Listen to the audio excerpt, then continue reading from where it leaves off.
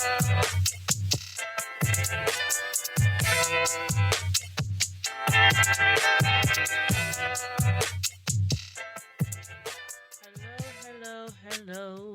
and welcome. Thanks for tuning in to another episode of Be Clay. I appreciate you for being here today. You could be listening to anyone else, but you're here on today. And I'm gonna tell you right now that and I'm so excited. It don't sound like it, but I'm just trying to keep my composure because my God is just so awesome. I have made it in my mind last month. Well, last month, either last earlier this month or last month. But listen, and I'm gonna talk about it when we get to 2026. I'm gonna remember because, but I just realized you either trust God or you don't. And seriously, seriously, like you either trust him or you don't. And that's where I'm at. And every day he's constantly showing me what it really means to really trust him. And I'm just loving it.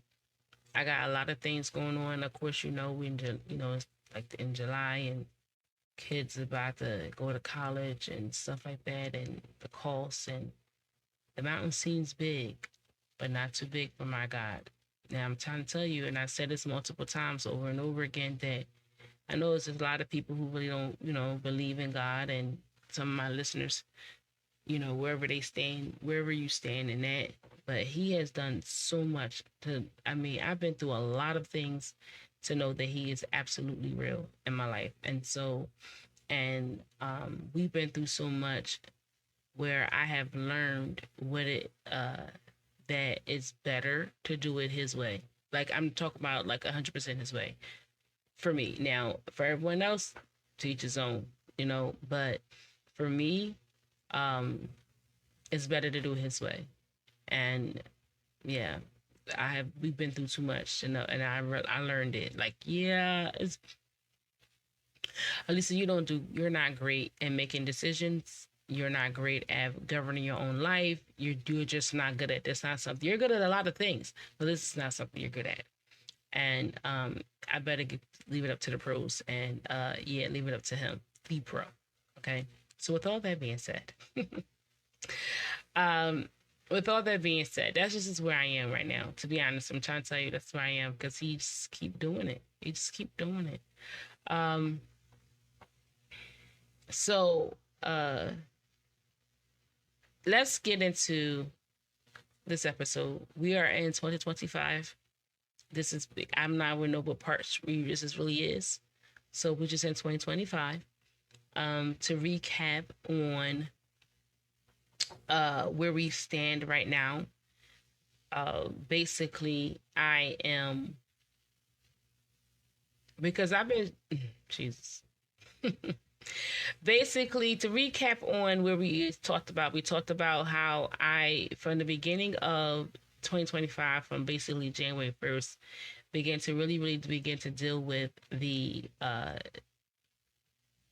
this underlying inner conversation within myself that I pretty much kept to myself. I haven't disclosed to anybody that Alisa feels unworthy. Like she walks around every single day thinking that she's unworthy. And for the most part, she felt like,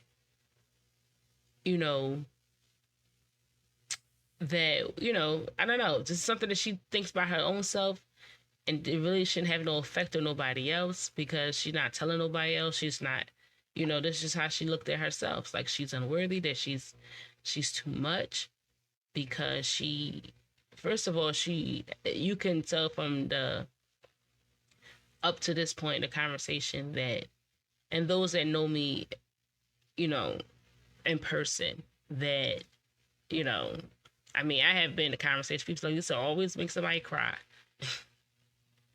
I don't be trying. I just be me.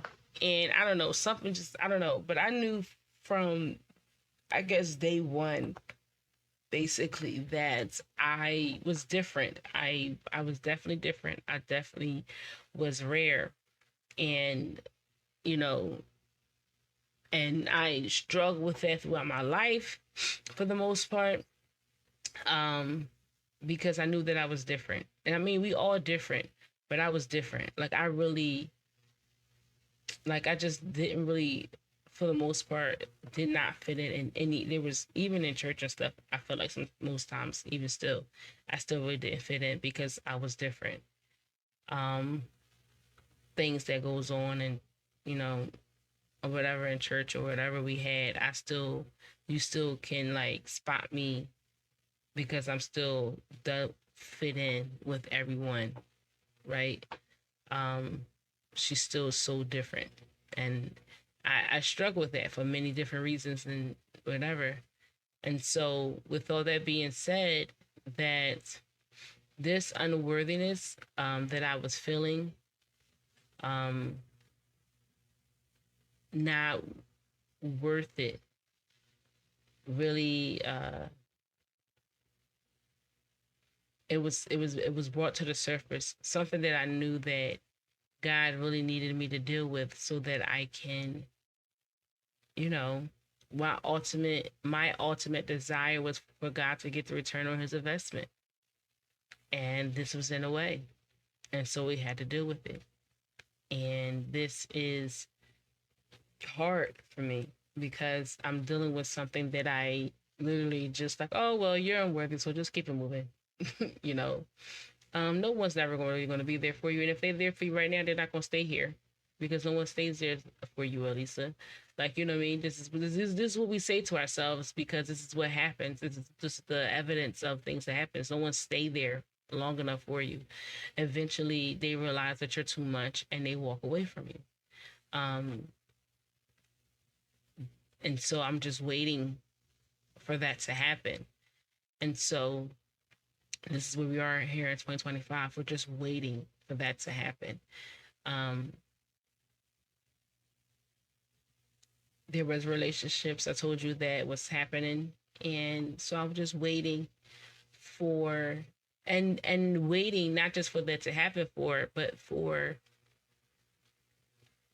that conversation, for it to where they basically tells me what I know all along. You are too much for me. You cost too much for me. And so I walked around 2025 and like, oh, I cost too much. I'm too much. I'm too much. I'm too much. But I'm now kind of like, okay, this is what it is. And I'm feeling this and I'm now begin to try to not walk around like, oh my God, Lisa, you're too much, but more like embrace it.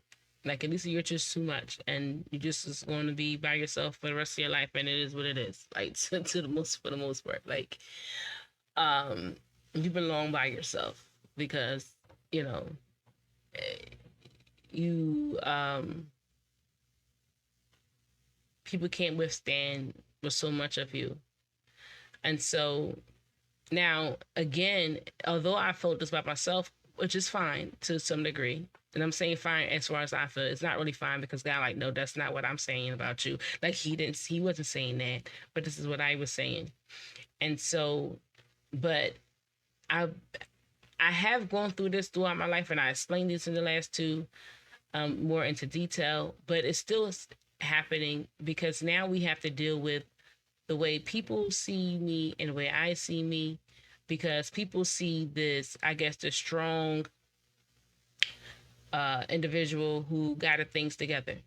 I definitely did not see that. Okay, we did not see the strong person. I don't know what strength that they see. I don't know because I'm just barely making it. Like I be just barely hanging on, and but and they are attacking me as if I'm the strong person, and I'm just like it wasn't matching, right? And it wasn't making sense. And so I talked about how, and mind you, like I said, like I've been struggling this for the basically the first um I guess, like we'll say up until, actually, I guess you might as well say up until this time last year. So all the way up until the summer, we, I think by the end of, what I'm really thinking about, by the end of the summer of last year, um, we stopped struggling. During the summer months is where we really tackled the, really tackled it. Like, it's been there. It was right here, and I was by myself because I wasn't talking to, um, my therapist as much as I was, or my person, um, because of schedules, because of things that I was doing and things that they were doing. And so, and then when we do have a conversation, I don't go into it because it's too much, and we don't have them, and it's not that much of a time to really go into it. And so, um, I really didn't get into it at first until May, or June, should I say? Um, yeah, until June. And so then there was a lot that I dealt with, and it brung up a whole lot of other things. And so the summertime of last year is really when I really, really tackled it. And I will say by the end of summer, by at least September, we really was at the point where we're just not, like, I stopped saying that I was too much. I stopped saying that I cost too much, because I wanted, my birthday was coming, and I didn't want to go into my birthday saying all this stuff. So yeah. So with all that being said, so you're going to hear me really talk about this for the next couple of episodes, because again, like I said, I was struggling with this for a very long time. Um, and yeah, I was struggling with this, and I've been struggling this for basically all my life. So now we're really trying to get it to the nitty gritty, and um, you know, and everything else. So I told you guys, throughout this healing journey, and I told you guys in the beginning when in the episode, and if you don't know the episode, then, go find it, where I told you what to expect when you get into start your healing journey. That these, there's multiple layers to these things, like literally multiple layers. Um, I'm 40. I'm 40. I've basically been saying I'm 40 already, but because technically I am, this is my 40th year, right? So like when you turn one, right, it's the end of your first year of your whole life, right? So technically I'm 40, okay? Um, so if you're older than me, you have a lot of years, more years than I have to really unpack. And so there's a lot more layers to things. Um, and so I want us to really, really take the time to, like, just like really see what is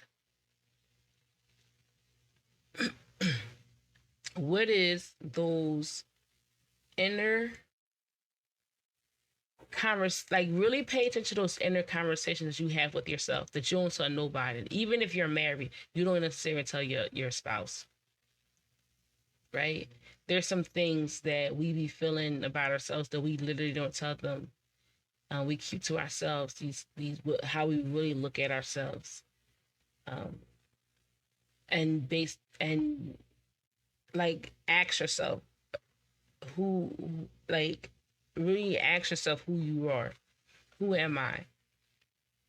What do I really think of myself? Because that matters. That really matters of what you think yourself. Because other people, and I'm not saying that they're lying, and I'm not saying that how they see you is not the exact truth, because they can see the truth and you still be believing a lie, and your lie become your truth, right? Because the strong person, I am strong.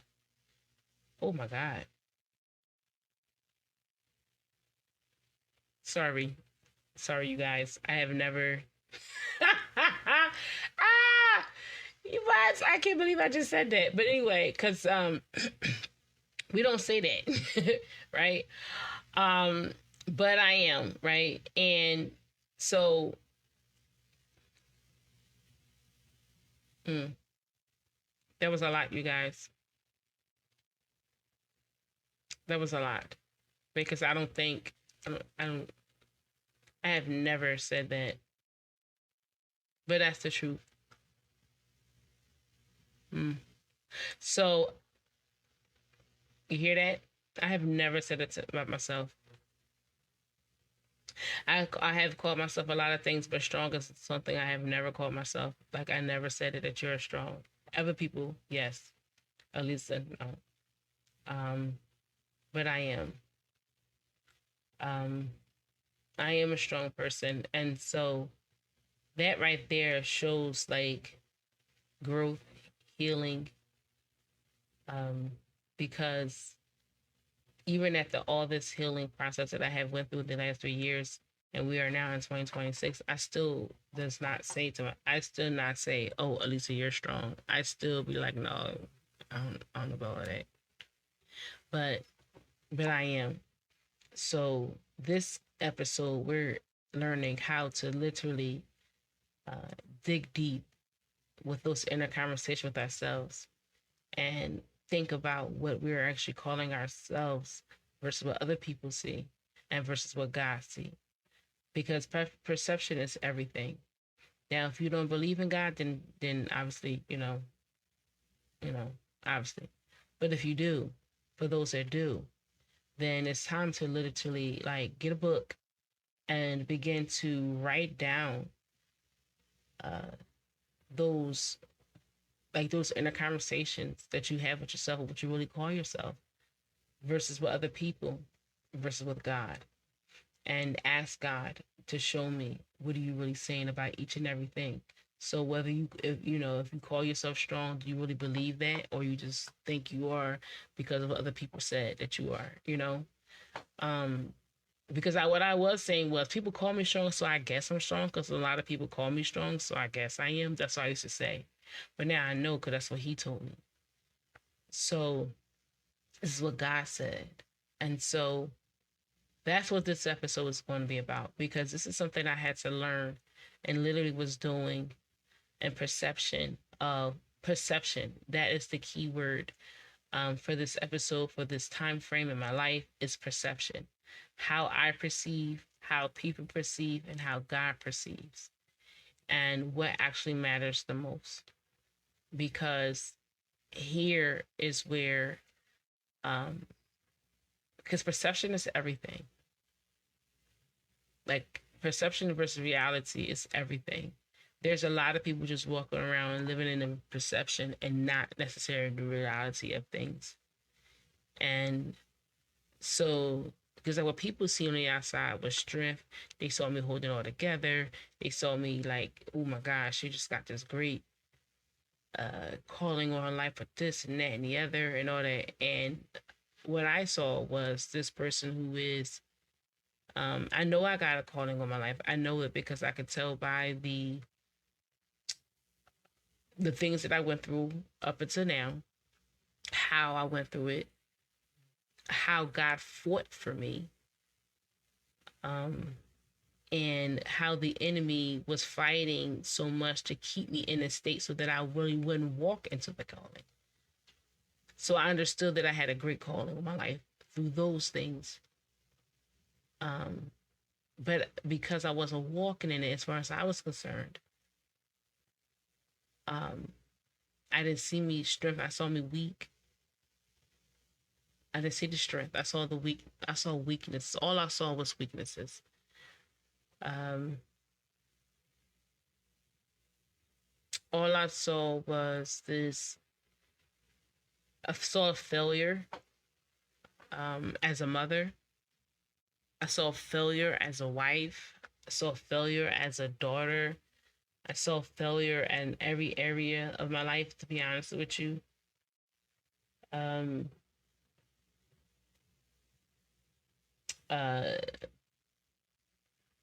like the gifts that I did have, I still see failure into that. Like, as far as singing, like I'm like they're like, oh my God, it's you.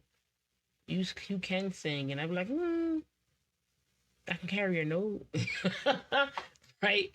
Um, I didn't see myself being able to sing. I saw myself being able to carry a note, have some experience, and learn how to do something. I've been singing all my life, so um, basically, so I don't know, but those are the things that I was seeing. The enemy has, used people because anybody can be used. Okay, anybody. And if you didn't know that anyone can be used by the enemy. You just gotta have an open door. You just gotta open door and be willing to be used, but or not willing, but anyone can be used. Okay, um, and so it has a lot of things to keep me in that space too, because if I stay in that space thinking I'm nothing or can't really do nothing, then I'm not gonna be that much of a threat to the kingdom. So I because this really had created me to be at a standstill. I was at a standstill, you guys. And I'm saying this because this is what I really was at a standstill. Like every single day, going to work, coming home, trying to be a mother, and my children was, and it was hard because my children was actually struggling at this point. Um, Last year, well, not at this point last year, but like around this time, the first half of the year, they were struggling, and it was it was hard to see them struggle, and I can't usually, or at least up until then, between once I started my healing journey, things like that, I had things to say. I didn't have nothing really to say. I didn't know how to be what I need to be for them. They were struggling with some inner with them and their perceptions of how they feel with themselves, which I didn't realize until May, really. And we're going to talk about that because I'm actually breaking this into more episodes and more parts. So we're going to get to that. But I didn't realize that it's see this I'm this is okay. This is the main reason why I'm saying this of first perception, because it's the things that you're not saying. I said this before and I'm really saying it. It's those things that you're not saying and you're not talking about and you're not dealing with. Those inner conversations that you feel about yourself, that you have about yourself as you walk around, those inner fears and insecurities, and that you kind of keep to yourself, you're not releasing for whatever. Maybe you feel like you can't trust nobody to really release it. You feel like you're a punk if you release it. Whatever your reasons why you're not releasing these things, and you can constantly allowing this to be your conversation every single time you try to do something, or whatever you go through out your day. You go to work, you come home, you be a wife, you be a husband, you be a brother, you be a sister, you be a mother or father, whatever you are, you be these things, and you try to go through your daily life. You even try to stay busy with work, with hobbies, with partying. A lot of people drink and smoke and get weed, or get high and all that stuff like that, to try to silence the voices instead of just dealing with it. What we're not understanding is, especially if you're a parent, that those voices are not quieted, but it's louder, and it's seeking through your pores enough to the point that now your children, this is the very thing that your children is walking in. And so my children were struggling, and I didn't understand it all. To some degree, I understood to that some of the things as I was looking at what they were struggling, and I was just trying. And then it made me feel even worse as a mother because this is my fault, right? Because no one was never there for you. And so I was trying to be there for them. But this is how I've been. It did not, um, like, I just embraced it. Oh, Lisa, you're just unworthy. You're just too much. That's what I embraced. I began to, not fight it, as I say, like, don't fight that you're too much. Just embrace it. You're just too much. It's okay. So I was.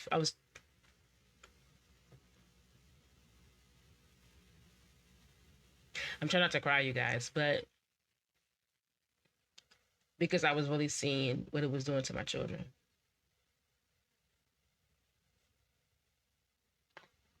Um, in this time frame, I told you after.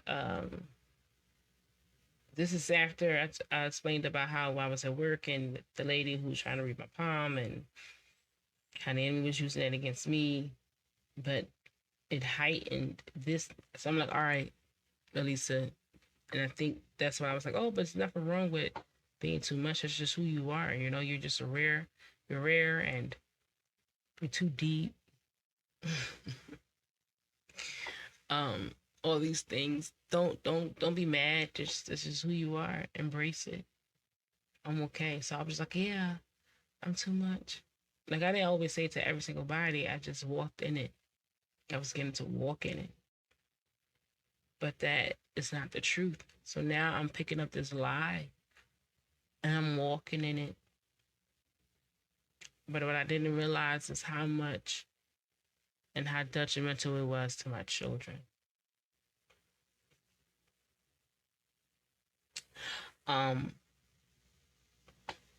Because it's only certain people that heard me say that I'm too much, you know.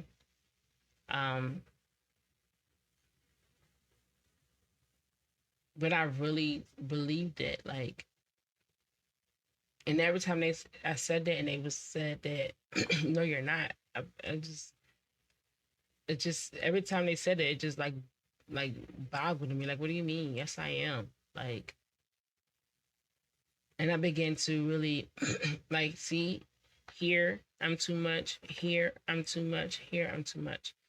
And so especially because I said this is the reason why people always walk out of my life, and this is why people don't be what they need, that I need them to be in my life. And I'm talking about my daddy. I'm talking about in some way even my mother, um pastors, uh aunties, and because I cost too much. I'm too much. In order for them to be what they need to be in my life, that means they will have to come up. And that's too much. Right? It costs too much. And so instead of just doing that, they just whatever. Everybody's different, but either walk away or um beat me up with their words and um just use me, you know, get as much as they need out of me and then just throw me away like I'm nothing. Because you know, like I said, I've been in church all my life and we got these great gifts and all these things, and I told you I don't play about God because He don't play about me. And even when I was walking around, running around, do what I want to do, there's some things I just didn't play by Him. You know what I mean? Like I wasn't walking around like we can get that's another episode. But with all that being said, um, but especially when I came back to God, like, you know, Alisa, the way she prays, the way she when she sings, and this and that. Oh, I need that in my life. Even as a leader, they need that. They need someone as young as I was that in tune to God and his spirit to be able to be over this and be over that and to do this and be there for me here with Bob and this and the other. And that's fine. But at the same time, like, I don't need to just take your place to some degree. Like, you still need to be my leader. You still need to be there for me. I still should be able to come to you. You still need to pour into me and this and the other. And I felt like, well, no one can pour into me because I'm too much. Like, how can you pour into someone that's already at a higher standard in a higher place than you are or a higher level than you are? So, well, so these are the things like that I was feeling, and I was just like, well, it's just because you're too much. And I just said, well, just embrace it. This is why people just leave you. This is why people, whatever, because they can't, Now, I wasn't to the point where I was trying to change it of not being too much because we went through that, like, to some degree. I can't change because this is who I am, when we're trying to let God get the return on this investment. If I change it and become lessened, then we was working on this. I'm not going to lessen myself. I'm just going to embrace it, and then God's going to move through here. I just knew that's what He was saying to me. But that's what I was feeling. I was walking in it, and my sister. We go through this retreat, and my sister had a book about like I don't remember what it's called. We're going to come back to that because I'm not make sure I have the right. I didn't even read the book yet. Actually, I was supposed to read the book. She read it, but just the title alone had me all messed up for a whole month. So, but this is where I was. I was at a standstill. I was struggling. Then I began to, instead of struggle, just embrace it. It never felt right, but it didn't matter. I was going to make it feel right, because this is how I was going to get through. This is the answer. This is why those who did leave in my life, this is why they left me. And then those who was about to leave in my life, this is why they leaving me, because I'm too much. I cost too much. This even, continue to, like, this makes more sense of why people did not become what I needed them to be in my life, because at least that's gonna cost too much. You talk about me, I have to come up higher. Oh no, I can't do that because that's cost too much. I mean, I gotta heal. I'm not gonna do that. I'm not gonna heal to be what I need to be in your life. Are you serious? Okay, that's where I was. So I'm telling you guys, this is these are my inner conversations. This is how I walked out through the day every single day. I begin to, this will make sense. This is why this person left. This is why that person left. This is why this person never got healed from to be where they need to be in my life. Because you were too much. It was your fault. It was your fault,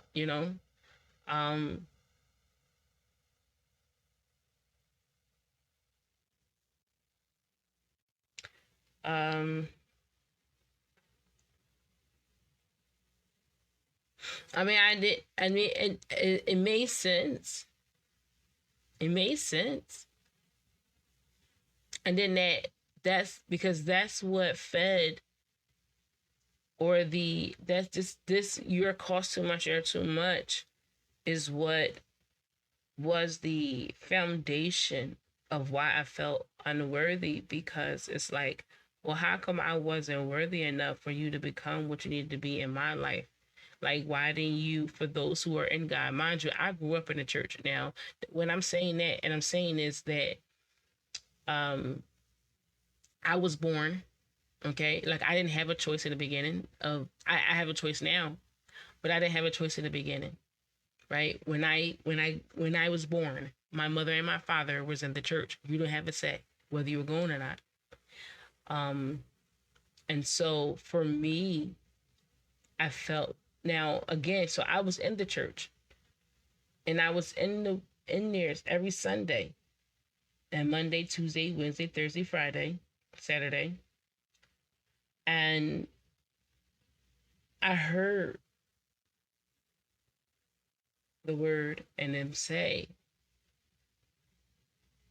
and my mama even taught it at home. My nana taught me at home. But seek ye first.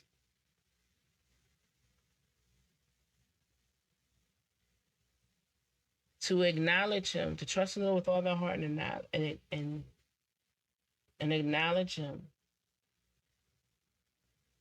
Like so many scriptures of the word what I hear to seek him. And so that means if you're seeking him, then you should seek him on how to be what you need to be for me. That's all I expected. And if he was saying heal to be what you need to be for me in those leadership roles, why, what is it? What was about me that you felt like you couldn't be there for me?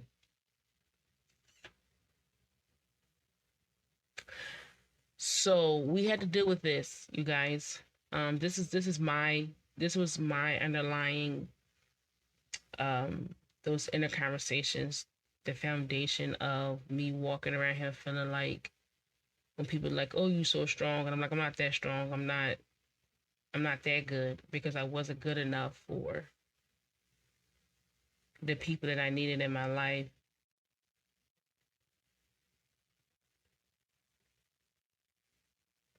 Um, this is no, I wasn't that good enough, you guys. I don't know what y'all see, but the truth is that's not the truth. That's what I was to say. It's not, I don't know what y'all see. Um, because and this is really like because that's how I felt, but I kind of like push it for the most of my years. I kind of pushed that to the side or whatever, and I kept trying. You know, like I said, people were saying like you're strong, you're this, you're that, um, and it wasn't equating to how I really felt by myself. And I tried to walk into that, and it wasn't working to some degree, and a lot for most of my years. So now we hear where God is like, oh, Lisa, we got to deal with all of that. And okay, so I understand why we gotta deal with that because we are. I'm not gonna fight you with that because I tried to, and we realized it's not working. But I didn't see the evidence of where this was a lie. It took me a minute to figure that out. But so and God and you know no one really chooses me for real. Like no one chooses me for real. They just choose me because they know the benefits that I hold. So if I'm that in tune to God, oh my God, if I'm doing too I just with her, then I should be good because the blessings that she gets is going to rub off on me and it's going to flow over to me. Like that's why people was like, you know, near me to some degree. I didn't really think that anyone that really was with me because they really liked me or things like that. For the most part, again, for those that know me, we already know because I now see now, even though I felt this, I'm actually being honest about it, right? You know, that too. Like I really was honest about it, right? Um, and so I'm just not holding it. You know, did I really no, I wasn't expecting people to really be my friends and things like that. Um,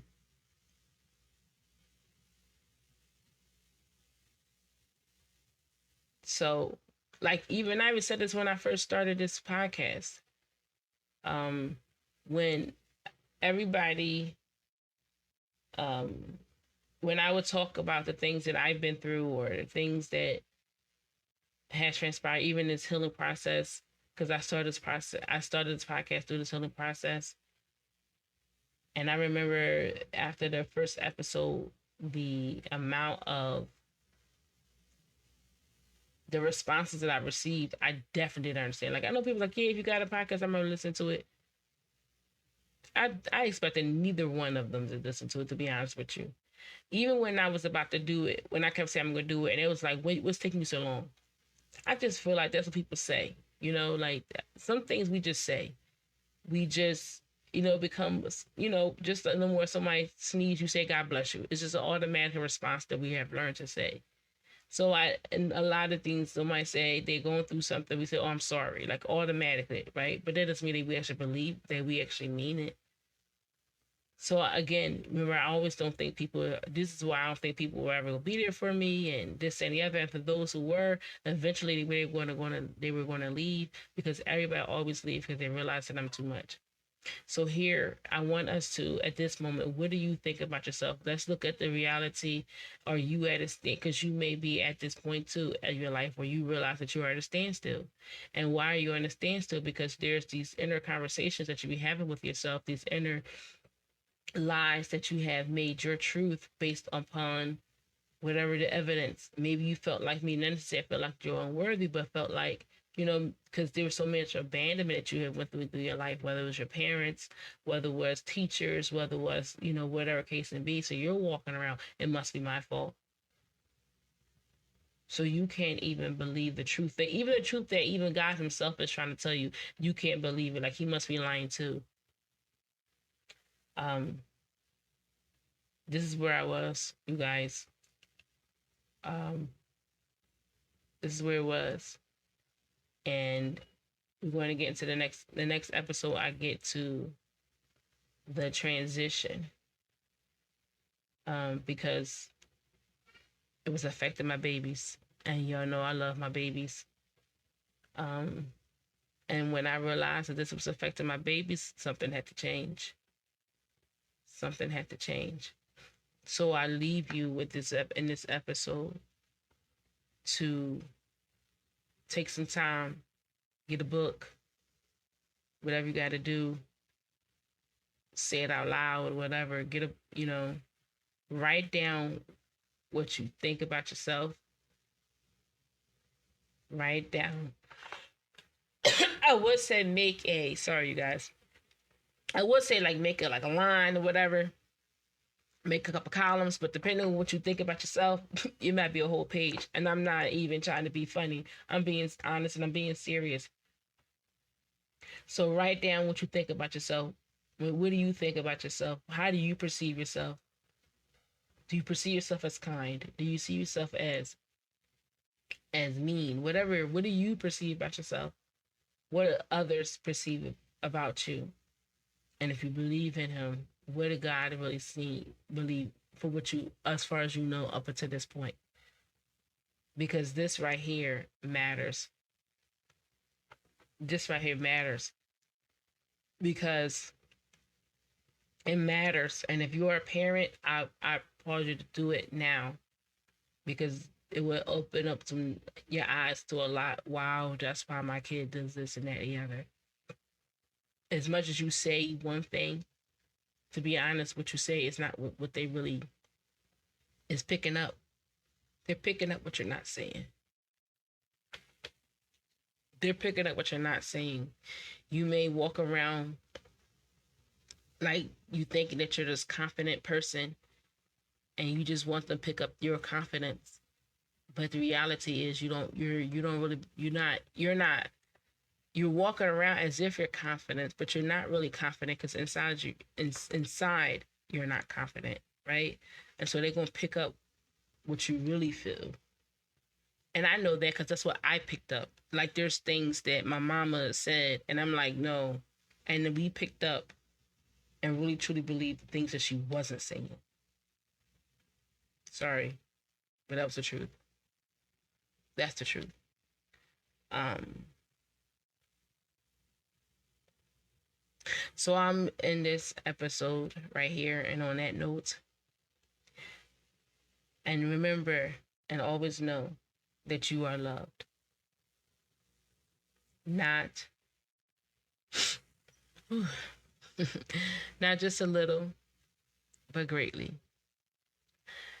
Not just today, but forever. Not just by some, but by the one who created you in his love. And he's not the only one. We love you unconditionally. And there is nothing, absolutely nothing, that you can do to change that. Until next time.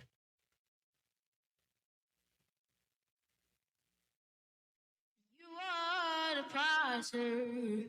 So I have a big lake